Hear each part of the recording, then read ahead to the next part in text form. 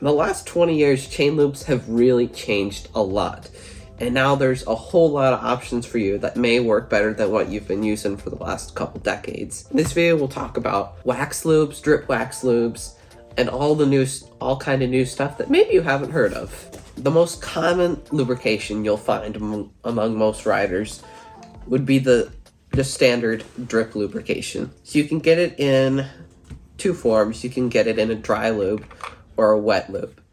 How the dry lube works is it's a very diluted lubrication with a carrier agent. So when you put this on your chain, the carrier agent goes into the rollers and the carrier agent evaporates after a couple hours, leaving a small amount of lubrication on your chain that doesn't attract very much dust. The pro of this is it's fairly inexpensive. You can get some dry lube for about $8. It's fairly easy to clean too. The con, you have to reapply it about every 60 miles just because only a little bit actually goes into the rollers. The other kind of drip lube is wet lube. Wet lube, it is designed for wet conditions, but it really doesn't work as great as, say, a wax-based lube. So it is great for high mileage applications just because there's less of the carrier agent in it and more actual lubrication. The next type of lubrication I'd like to talk about is wax-based lubrication. So wax-based lubricants are exactly as they sound. They have some kind of wax component to them. And wax lubes, they lubricate the chain a whole lot better than a regular lubrication would. It's more concentrated and it stays on the chain's rollers better and prevents dirt from coming in, because that's the whole purpose of lube, to lubricate the chain and prevent contamination from entering. Then there's immersion wax. I have never used immersion wax. It's the most expensive compared to all other chain lubes. And how it works is you just get a brick of wax, specifically for bicycle chains. You put it in a crock pot for 30 minutes with a perfectly clean chain, and then you get a chain that you never have to think about lubricating until you wear it out. The great thing about it is it doesn't attract dust. It usually doesn't allow contaminants into the rollers, and you don't have to work on your chain at all. I mean, yes, you do have to put it in your crock pot every couple thousand miles, but that's a small price to pay versus 20 minutes a week cleaning your chain. The next lubrication I like to talk about is grease. So that's the lubrication that your chain comes with when it comes out of the box from the factory.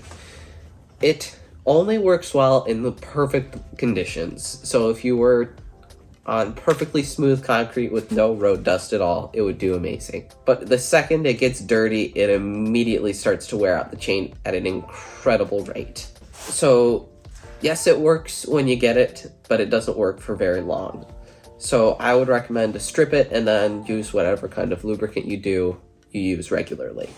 The number one way you could ruin your chain is by using WD-40.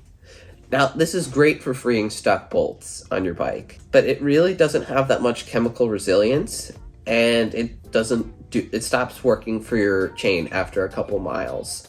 So yes, I guess you could use it, but it would require a lot of work to use it, meaning you would have to completely clean your chain after every ride and reapply this daily for it to work. Also, what I mean by you wearing out your chain is the chain physically stretches out as you ride it.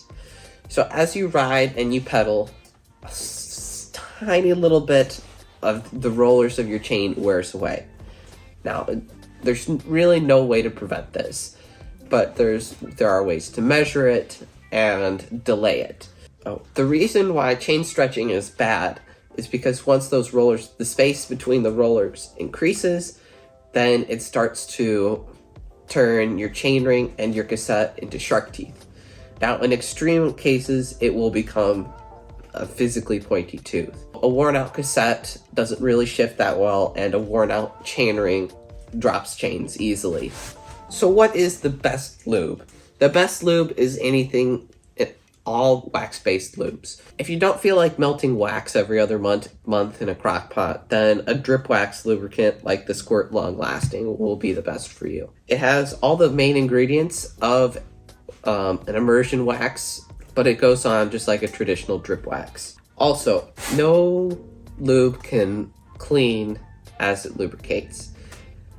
Any kind of chain lubricant that has enough cleaning chemical in it to do something would cancel out whatever the new lubricant is. So in conclusion, what is the best lube for you? If you're on an extreme budget, then yeah, a traditional dry lube would be pretty great for you.